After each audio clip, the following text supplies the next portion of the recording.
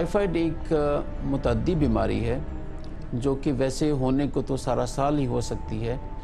लेकिन ख़ास तौर पे गर्मियों के मौसम में कुछ अंडरस्टैंडेबल वजूहात की वजह से ये बीमारी ज़्यादा देखने में आती है।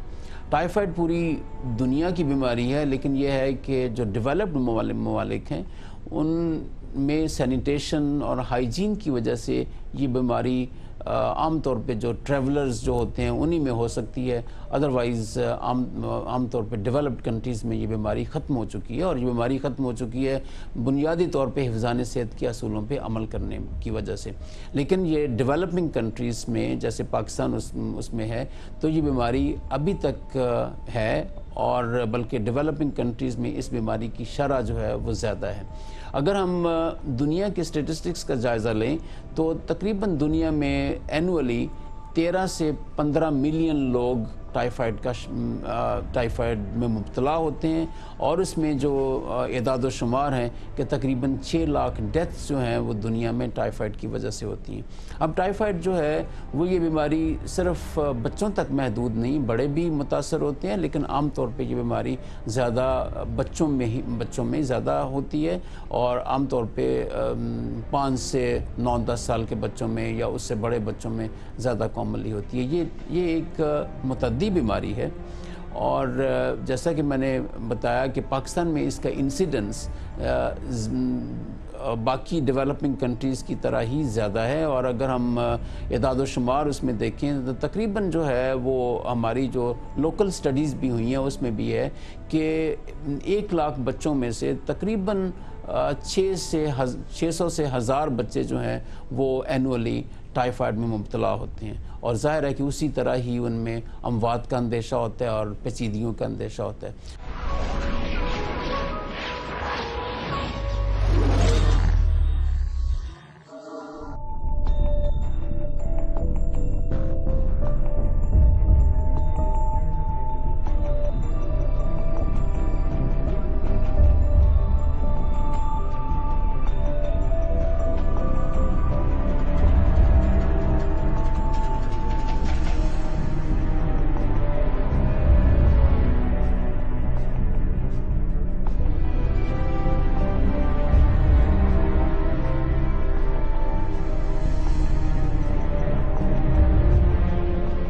टाइफाइड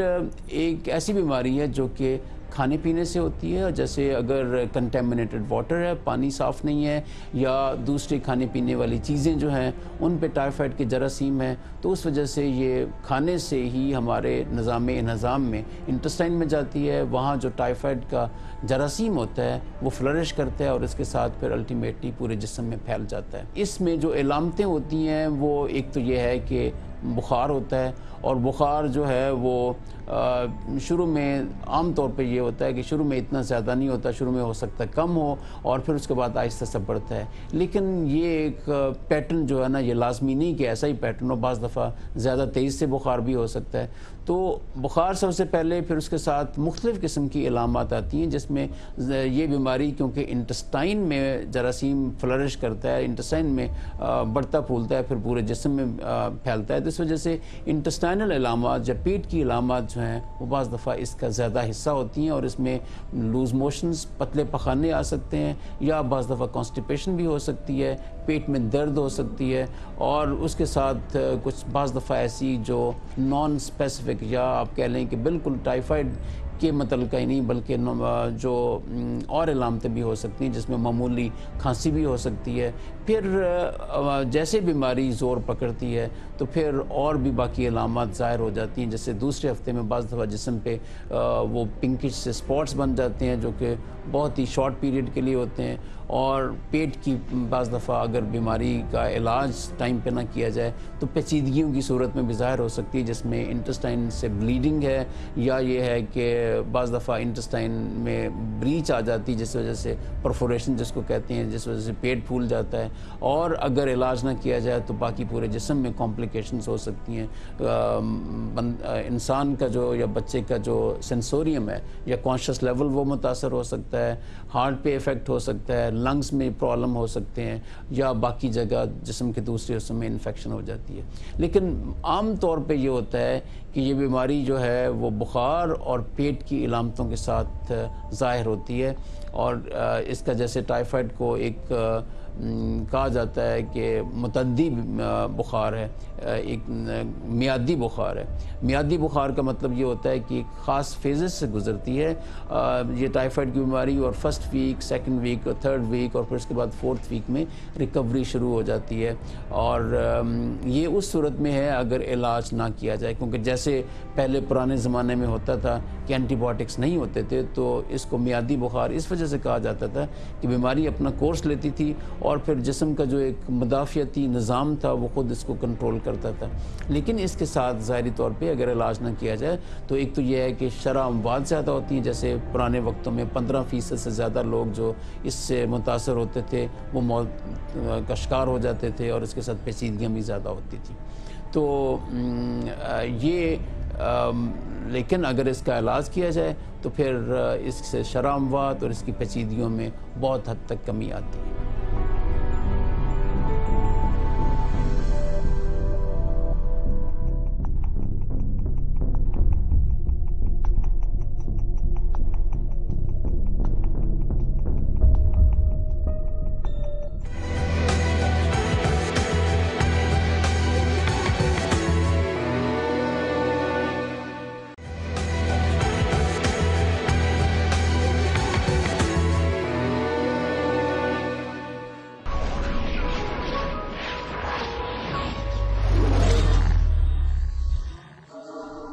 ٹائیفائڈ کی بیماری کی تشخیص کے حوالے سے پہلی بات تو یہ ہے کہ اس بیماری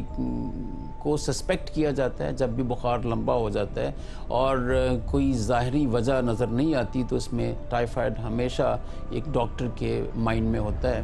اور ایک تو یہ ہے کہ کچھ علامتیں ہیں جو کہ بخار کا پیٹرن، پیٹ کی علامتیں، اور اس کے ساتھ بعض دفعہ جگر اور تلی، لیور اور سپلین وہ انلارج ہو جاتے ہیں۔ تو یہ چند ایک علامتیں ایسی ہیں جن کی وجہ سے جو دیکھنے میں ڈاکٹر اس کو سسپیکٹ کرتا ہے، لیکن اس کی کنفرمیشن جو ہے وہ کچھ لیبارٹری ٹیسٹ سے ہوتی ہے۔ کنفرمیشن کے لیے یہ بات ضروری ہے کہ عام طور پہ یہ کنفرمیشن کے لیے جو گولڈن رول ہے یا ایک فول پروف جو ایویڈنس ہوتی ہے وہ یہ ہوتی ہے کہ ٹائیفائڈ کا جراثیم بلڈ سے ریکور کیا جائے۔ تو اس میں یہ ہوتا ہے کہ بلڈ کلچر کیا جاتا ہے، بلڈ کلچر ٹائیفائڈ کے جراثیم کے لیے، تو لیبارٹری میں وہ ٹائیفائڈ کا جراثیم اس میڈیم پہ گرو کرتا ہے، اور اس سے آئیڈینٹیفیکیشن ہو جاتی ہے کہ جسم میں ٹائیفائڈ کے جراثیم ہے اور ٹائیفائڈ بخار ہے۔ یہ تو ہے ایک گولڈن، اگر ایک آپ کہہ لیں کہ اس کا رول ہے کہ جراثیم اس میں بلڈ میں آنا چاہیے۔ لیکن عام طور پہ پرابلم یہ ہوتا ہے کہ کوئی بھی بخار ہو تو اس میں جیسا کہ عام ہے ٹریڈیشن ہے کہ اینٹی بائیوٹکس شروع کر دیے جاتے ہیں، اور اینٹی بائیوٹکس کچھ تو ڈاکٹر شروع کرتے ہیں، کچھ پیشنٹس اپنے طور پہ ہی شروع کر لیتے ہیں اینٹی بائیوٹکس، اور وہ اینٹی بائیوٹکس جب شروع کر لیتے ہیں تو اس کے ساتھ پھر یہ کم امکان ہوتا ہے کہ ٹائیفائڈ کا جراثیم بلڈ کلچر کرنے پہ بھی نہیں آتا۔ تو وہ اینٹی بائیوٹک جو ہے نا اس لحاظ سے ٹائیفائڈ کی تشخیص میں پرابلم دے سکتے ہیں۔ تو ایک تو یہ بلڈ کلچر ہے جو کہ ضروری ہوتا ہے، اور جو کہ جب سسپیشن ہو کلینیشن کو تو اس میں آپ بلڈ کلچر کرتا ہے۔ لیکن اس کے علاوہ کچھ اور ٹیسٹ ہیں جو کہ سپورٹیو ٹیسٹ ہیں، وہ آپ ان کو حتمی تشخیص کے لیے نہیں کہہ سکتے۔ اس میں جیسے سمپل بلڈ کاؤنٹ ہے جس کو ہم ٹوٹل لیوکوسائٹ کاؤنٹ کہتے ہیں، CBC کہتے ہیں، اس میں عام طور پہ ٹائیفائڈ بخار میں یہ ہوتا ہے کہ ان کی تعداد جو خون کے سفید ذروں کی تعداد ہے وہ یا تو نارمل رہتی ہے عام طور پہ ٹائیفائڈ میں، یا پھر یہ ہوتی ہے کہ ان کی تعداد کم ہو جاتی ہے۔ تو یہ ایک ویسے تو اور بھی انفیکشنز ہیں جس میں ہو سکتی ہے، لیکن ایک بخار کا پیٹرن دیکھ کے، بخار کی ڈیوریشن دیکھ کے اگر یہ ہو تو ایک طرح کا تھوڑا سا سپورٹ مل جاتی ہے ڈاکٹر کو کہ یہ پاسبل ہے۔ باقی جو ٹیسٹ وڈال ٹیسٹ جو کہ زمانہ قدیم سے چلا آ رہا ہے، وڈال ٹیسٹ کی آج کل اتنی اہمیت نہیں ہے، کیونکہ اس کی کچھ وجوہات ہیں۔ ایک تو یہ ہے کہ بعض دفعہ یہ باڈی میں جو ایک اینٹی باڈی ٹیٹر ہوتا ہے یا مقدار ہوتی ہے وہ جسم میں نہیں بن پاتی، جس وجہ سے یہ فالس نیگیٹو ہو سکتا ہے۔ یا پھر یہ ہے کہ جیسا کہ پاکستان ایک ڈیولپنگ کنٹری ہے جس میں ٹائیفائڈ ہمیشہ ہوتا ہے، اینڈیمک ہے، تو اس وجہ سے نارمل لوگوں میں بھی بعض دفعہ یہ اینٹی باڈیز ہوتی ہیں اور اس کو مس انٹرپریٹ کیا جا سکتا ہے کہ ٹائیفائڈ بخار ہے۔ تو اس وجہ سے اس کی اہمیت اب وڈال کی نہیں رہی اور عام طور پہ یہ نہیں کیا جاتا ٹائیفائڈ کی تشخیص کے لیے۔ اس کے بعد کچھ ٹیسٹ ہیں جس کو ہم ٹائفی ڈاٹ کہتے ہیں۔ ٹائفی ڈاٹ کسی حد تک جو ہے اس کی سینسٹیویٹی یا ٹائیفائڈ ڈیٹیکٹ کرنے کی صلاحیت زیادہ ہے، اور وہ پازیٹیو ہو جائے تو اس میں کم فالس پازیٹیو کے چانسز ہوتے ہیں۔ تو ٹائفی ڈاٹ اگر پازیٹیو ہو، خاص طور پہ جس کو ہم IgM کہتے ہیں، تو وہ ایک طرح کی تشخیص میں معاون ثابت ہوتا ہے۔ اس کے بعد اگر پیشنٹ جو ہے وہ دوسرے تیسرے ہفتے میں چلا جائے تو اس میں پخانے سے بھی ٹائیفائڈ کے جراثیم وہ یا یورین سے ٹائیفائڈ کے جراثیم کلچر کیے جا سکتے ہیں، اور اس طرح کا وہ تشخیص میں فائدہ مند ہو سکتا ہے۔ بعض ریسرچ جو لیبس ہوتی ہیں یا ریسرچ پرپزز کے لیے ٹائیفائڈ کی تشخیص بون میرو کلچر سے بھی، بون میرو سے ہڈیوں کا گدا نکالا جاتا ہے، اس کو کلچر کیا جاتا ہے، اور یہ ایک ایسا ٹیسٹ ہے جو کہ اینٹی بائیوٹکس دینے کے باوجود پازیٹیو آ جاتا ہے۔ تو یہ لیکن یہ چند چیزیں جو ہیں، وہ چند ٹیسٹ جو ہیں، وہ الٹیمیٹلی ٹائیفائڈ کی تشخیص کو in the presence of background جو اس کا کلینکل اسیسمنٹ ہوتی ہے فزیشین کی، اس کے مطابق ٹائیفائڈ کی تشخیص ہو جاتی ہے۔ اب یہ ہے کہ ٹائیفائڈ کی تشخیص کے بعد یہ ضروری ہے کہ یا ٹائیفائڈ کی سسپیشن میں بھی، یا جب ٹائیفائڈ کا سسپیشن ہوتا ہے تو اس میں یہ ضروری ہے کہ علاج جو ہے وہ بر وقت شروع کیا جا سکے۔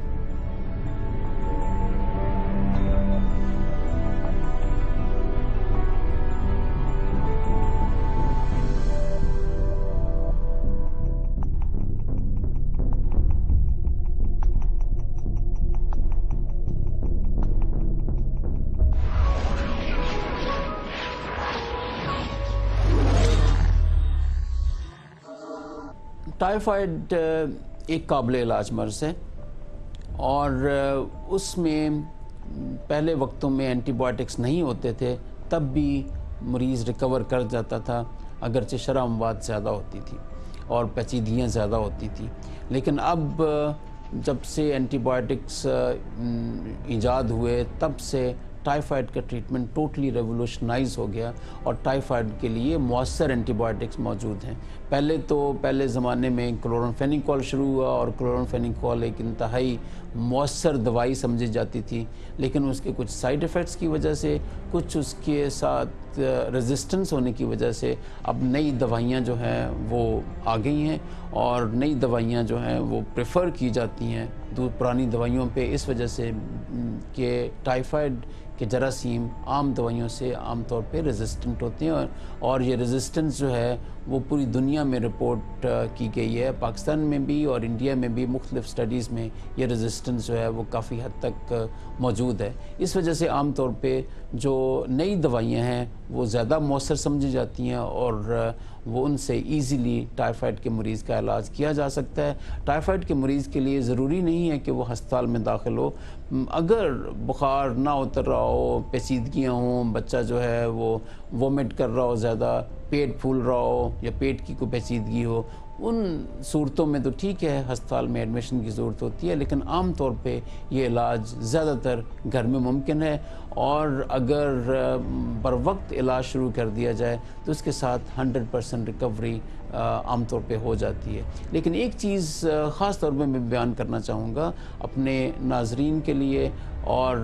پیرنٹس کے لیے یا عام پبلک کے لیے، وہ یہ ہے کہ ٹائیفائڈ بخار جب آپ دوائی شروع کرتے ہیں تو بخار فوری طور پہ نیچے نہیں آتا، فوری طور پہ نارمل نہیں ہوتا. کیونکہ ٹائیفائڈ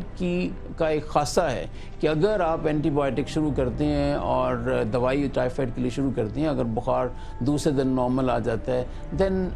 اس میں ہمیں ڈاؤٹ شروع ہو جاتا ہے کہ یہ ٹائیفائڈ نہیں ہے. عام طور پہ ٹائیفائڈ کا بخار جب آپ دوائی ٹائیفائڈ کے لیے شروع کرتے ہیں تو 4 سے 5 دن کے بعد بخار نارمل ہونا شروع ہوتا ہے. مریض کی جو جنرل ہیلتھ یا جنرل ویل بینگ ہوتی ہے وہ بہتر ہو جاتی ہے، لیکن بخار کو نارمل ہونے میں دن لگ جاتے ہیں. اس وجہ سے پیرنٹس کو اور عام لوگوں کو اس سے متفکر نہیں ہونا چاہیے کہ بخار نارمل نہیں ہو رہا. اگر پیشنٹ بہتر ہو رہا ہے تو وہ ایک طرح کی خوشائند علامت ہوتی ہے. تو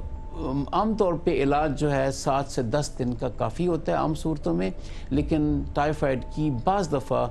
2 سے 4% بچوں میں یا بڑوں میں پیچیدگیاں ہو سکتی ہیں. ٹائیفائڈ میں ایک یہ بھی چیز ہے کہ ٹائیفائڈ میں ایک سٹیٹ ڈیولپ ہو سکتی ہے جس کو ہم کہتے ہیں کیریئر سٹیٹ. کیریئر سٹیٹ وہ یہ ہوتی ہے کہ مریض جو ٹائیفائڈ کا ہوتا ہے وہ صحت یاب ہو جاتا ہے، لیکن وہ اپنے پاخانے میں ٹائیفائڈ کے جراثیم خارج کرتا رہتا ہے اور وہ عام طور پہ یہ ہوتا ہے کہ ہم ایکسپیکٹ کرتے ہیں کہ ٹائیفائڈ کے بخار کے بعد 8-10 ہفتے میں ٹائیفائڈ کے جراثیم کا خارج ہونا بند ہو جانا چاہیے. اگر ٹائیفائڈ کے جراثیم پخانے میں نکلتے رہتے ہیں تو اس کو ہم کہتے ہیں یہ کیریئر سٹیٹ ڈیولپ ہو گئی ہے. کیریئر سٹیٹ جو ہے زیادہ تر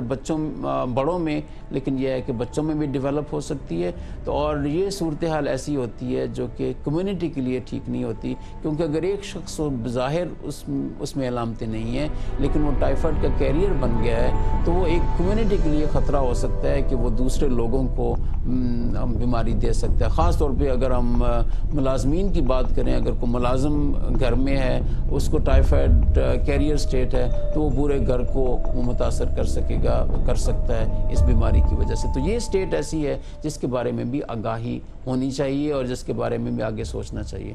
بعض دفعہ تقریباً 2 سے 4% بچوں میں یہ ہوتا ہے کہ یا بڑوں میں یہ ہوتا ہے کہ ٹائیفائڈ کا ریلیپس ہو جاتا ہے. ریلیپس کا مطلب یہ ہے کہ بیماری پہلے ریکور کرتی ہے، ٹمپریچر ٹھیک ہو جاتا ہے، آپ دوائی بند کر دیتے ہیں تو دوبارہ سے عام طور پہ 10 سے 14 دنوں میں دوبارہ بخار ہو جاتا ہے. تو اس کو ہم ریلیپس کہتے ہیں. تو ریلیپس بھی ایک سسپیکٹ کیا جاتا ہے. اگر بخار ٹھیک ہونے کے بعد کچھ دیر کے بعد بخار دوبارہ شروع ہو جائے تو اس میں یہ امکان ہوتا ہے کہ ریلیپس بچے کو ہو گیا یا دوبارہ ہو گیا ہے، تو اس کا علاج ظاہر ہے کہ اس کے مطابق کیا جاتا ہے. تو باٹم لائن یہ ہے کہ ٹائیفائڈ کا بخار ایک پوری طرح قابل علاج ہے، لیکن اس کے لیے ضروری ہے کہ بر وقت علاج شروع کیا جائے، مؤثر دوائی سے شروع کیا جائے، اور تیسری چیز یہ ہے کہ ایک ڈیوریشن کے لیے کیا جائے، عام طور پہ جو کہ 7 سے 10 دن کی ڈیوریشن ہوتی ہے. اگرچہ مختلف اینٹی بائیوٹک کے ساتھ ڈیوریشن ویری کر سکتی ہے، لیکن وہ آپ کا فزیشین جو ہے وہ آپ کو پوری طرح گائیڈ کر سکتا ہے. اس میں خاص طور پہ میں ذکر کروں گا کہ ہمارے ہاں کویکری بہت ہے، اور کویکری کی وجہ سے یہ ہوتا ہے کہ جو مستند ڈاکٹر نہیں ہیں، جو کوالیفائڈ ڈاکٹر نہیں ہیں، ان کے پاس لوگ چلے جاتے ہیں علاج کروانے کے لیے جن کو بیماری کے بارے میں آگاہی نہیں ہوتی، اور وہ بعض دفعہ مریض میں پیچیدگیوں، کسی بھی بیماری میں پیچیدگیوں کا باعث بنتے ہیں، اور جو پرابلم ہوتا ہے وہ زیادہ بڑھ جاتا ہے، اور اس کے ساتھ بعض دفعہ بڑے ہی خطرناک اثرات ظاہر ہوتے ہیں. اس وجہ سے یہ ضروری ہے کہ بچوں کا یا کسی بھی شخص کا علاج جو ہے وہ مستند ڈاکٹر سے ہونا چاہیے. بچوں کے ہسپتال بھی ہیں، مختلف فیسلٹیز ہیں، تو اگر کوئی پرابلم ہو وہاں بچے کو لے جایا جائے، تاکہ یہ ہے کہ ایک جو کوالیفائڈ ڈاکٹر ہے وہی اس کا علاج کر سکے.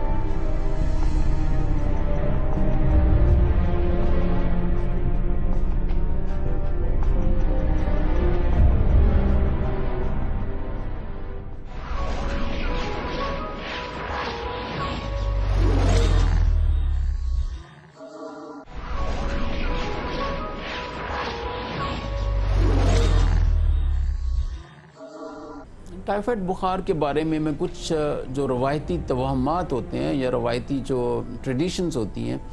उनका ख़ास तौर पे मैं ज़िक्र करना चाहता हूँ। पहली बात तो यह है कि अगर टाइफाइड बुखार हो जाता है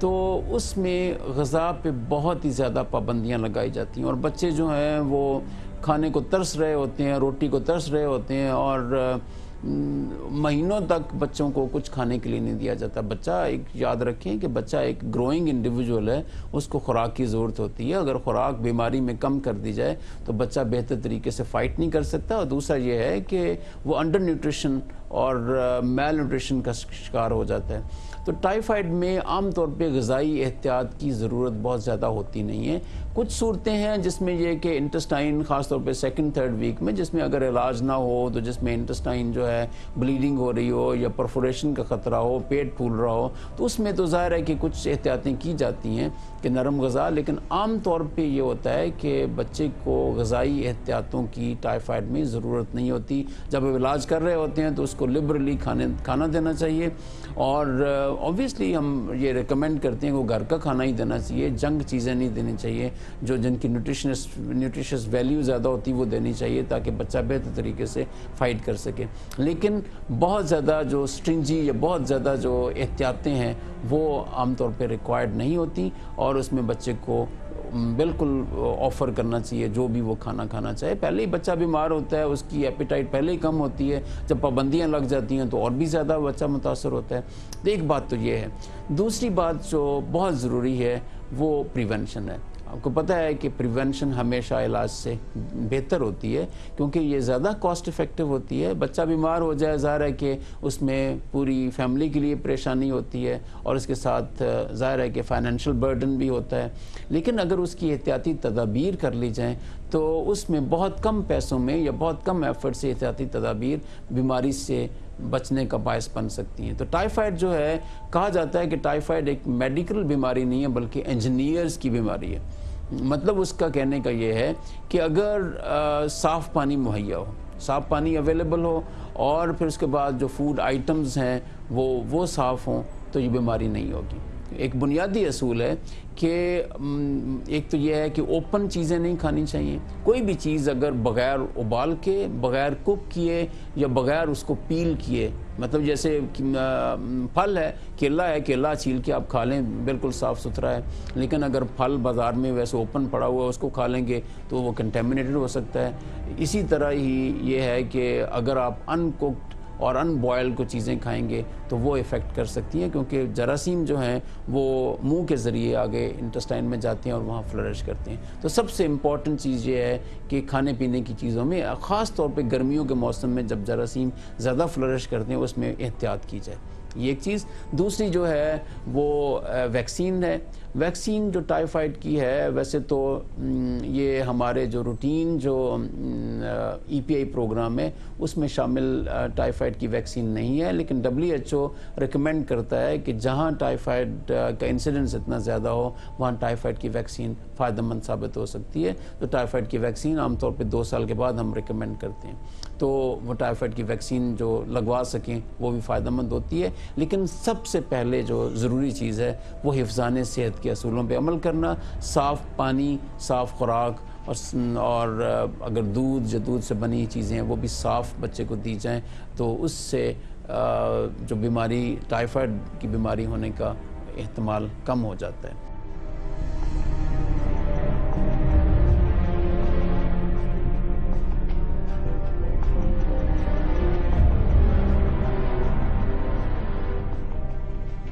आखिर में सबसे पहले मैं तो